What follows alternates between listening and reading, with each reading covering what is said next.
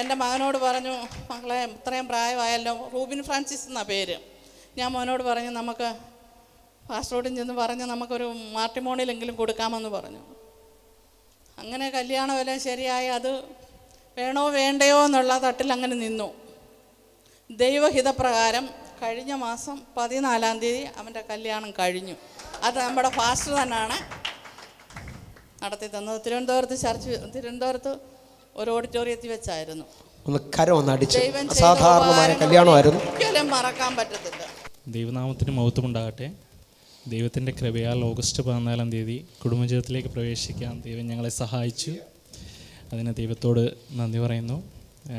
ഞങ്ങളുടെ വിവാഹ ശുശ്രൂഷ അനുഗ്രഹമാക്കി തീർത്ത റോയ് പാസ്റ്ററിനും കൃപ സിസ്റ്ററിനും ഒരായിരം നന്ദി. തുടർന്നും ഞങ്ങളുടെ കുടുംബജീവിതത്തിൻ്റെ അനുഗ്രഹത്തിന് വേണ്ടി എല്ലാവരോടും പ്രാർത്ഥന ചോദിക്കുന്നു. Thank you.